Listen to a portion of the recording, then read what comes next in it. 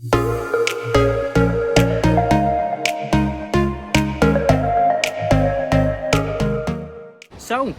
hello everyone, welcome to a new update video. I've not done one for about a week or so now. A few people are asking me, where's the updates?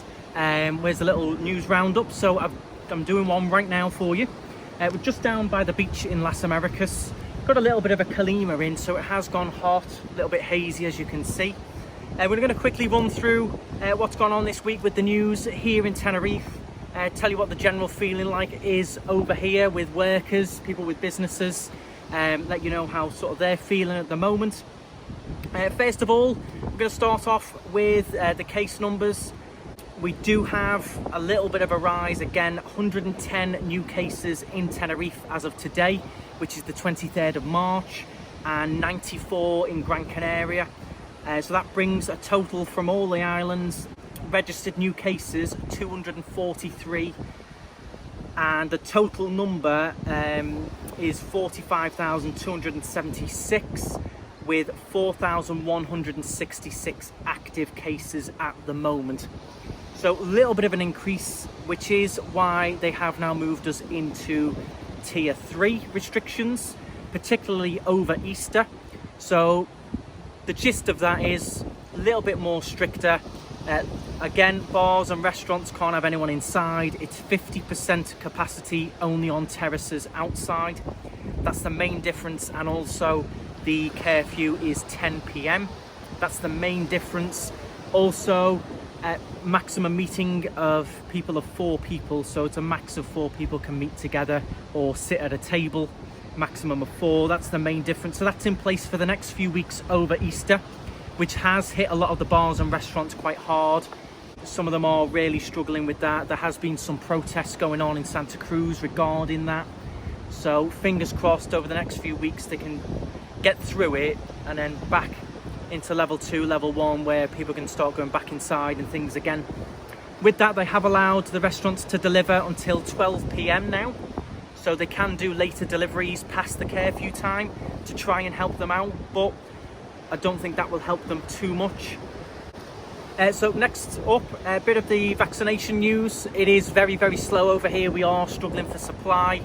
The president of the Canary Islands, Torres, has said that they do still plan on having 70% of the population vaccinated by the summer, but it is a supply issue.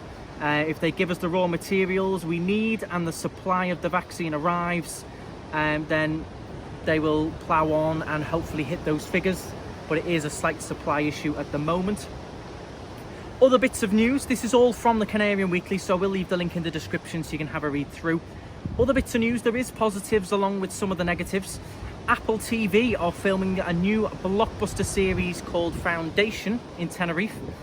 So they're out and about filming that at the moment. That'll be a bit of money, a bit of taxes for the island. And in other bit of positive news, Tenerife becomes a world-class destination for sports stars to train. So we have had quite a few cyclists over training. We did have the volleyball teams, national volleyball teams over in Las Americas a few weeks ago. They were doing training for a big upcoming event. So we are getting quite a few celebrities and sports stars and things over here training, particularly cycling, running. With the inclines and the humidity and the temperatures and the thinner air up the mountains, it does make for some very good training.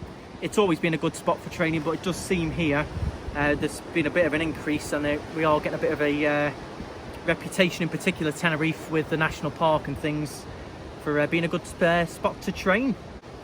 Another bit of news, a lot of people asked about what the crane was doing in Los Cristianos. They have finished the new dock, which will be finished and ready and done next week.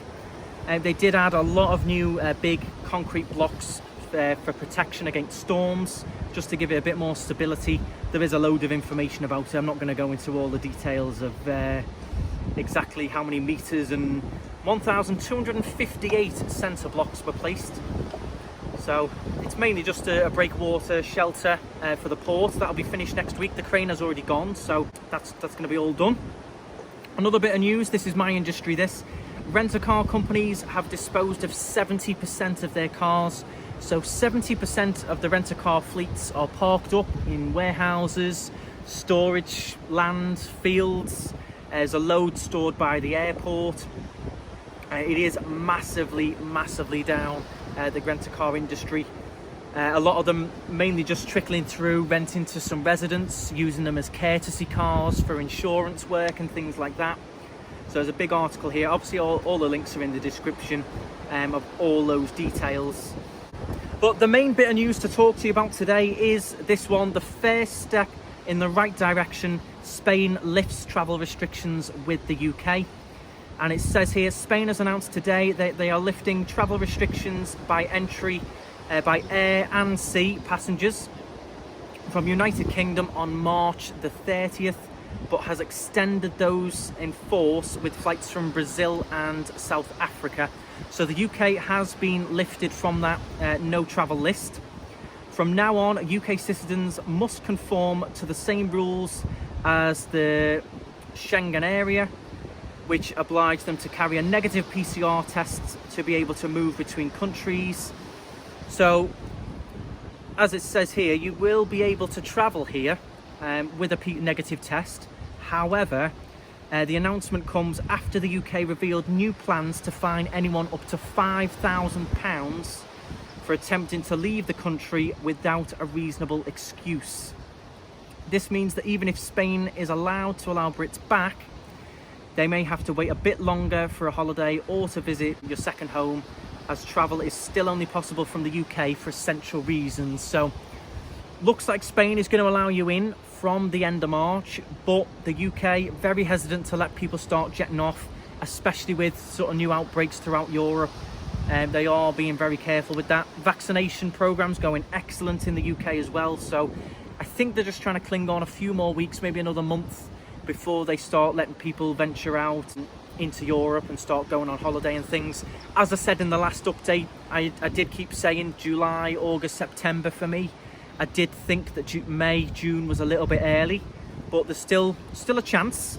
But I did think it was going to be a little bit early, and reading between the lines, it is going to be a little bit early. Now with that, there is another article here that came out today. If you own a property, a UK loophole means you can come to the Canary Islands. As new travel restrictions are being proposed and implemented in the UK, and Spain announces it is lifting the ban on UK nationals for entry on the 30th of March, which includes the Canary Islands, a loophole in the UK regulations will allow people to travel abroad if they are second homeowners. So basically, if you own an apartment or a home or a villa here from the UK, there is a loophole that means you would be able to travel. The latest restrictions, which apply from next Monday, March 29th, will include a list of specific reasonable excuses to travel outside of the country, including if they are property owners. According to the new coronavirus regulations, people will be able to leave the UK to prepare a second home for sale or rent. The exemption allows people to travel abroad in connection with purchase, sale, letting or rental of a residential property in that country. Those activities include visiting estate agents, visiting developer offices, show homes, viewing residential properties. So there is a bit of a loophole there that means if you do own an apartment or a villa, or you are interested in very interested in buying one, there is a possibility that you can get through that loophole. Some people will agree with the loophole, some people won't like it. I do think either way you're going to have to come in with a negative test, or the people coming from the UK, there's a good chance they'll have already had the vaccination. So personally, I think it's not too bad. You're not going to get masses of people coming through that sort of thing. If they do own property, the likelihood is they are a little bit older, and they probably will have had the vaccine, but they need a negative test to come in anyway. Any money here, any people coming who are going to spend money on the island, can only be a good thing. It is getting quite desperate now. Speaking to other restaurant owners, bar owners, I played golf with a few the other day, and everyone is struggling. The government grants that people have applied for, they're talking about them taking up to 2-3 months to receive those payments, those grants. So for the next few months, people still aren't going to have that grant money.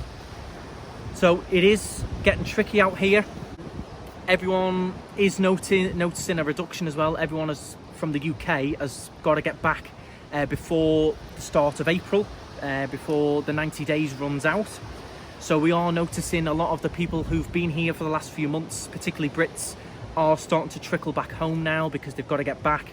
They haven't got a visa or resident card to stay here, so they are heading on back. So we're noticing a difference. The only positive difference we're seeing with people arriving is, as I mentioned, the remote workers which are coming over from various European countries. They can work remotely and they're coming here because they can enjoy the sunshine, enjoy the bars, restaurants, and still work remotely from home. So we are still getting them trickling into the island, which is nice. They do help out. They rent cars, apartments, go to the bars and restaurants. But in terms of tourists, we're getting very limited numbers from a few of the European countries that are allowed in or that are allowing travel. So that's the general gist. That is the news update. Some positives, some negatives. It depends how you look at them. With new news, when it comes out, if any big updates do happen, I will do another update next week. But it does change so fast. There's new articles every day, new things coming out every day. That loophole only came out today as well. So things do keep changing. That's how I interpret it. They're the main bits that I thought were interesting to read for you guys. If you enjoyed it, hit the subscribe button, hit the thumbs up, drop a comment on what you think about that latest news. I'll leave the links to the articles in the description so you can have a read for yourself. As I say, they change all the time, so do stay up to date. I'm just giving you the info from my perspective and my viewpoint from being here on the island, speaking to other business owners and things, speaking to rental agencies, you know, seeing what sort of numbers they're getting.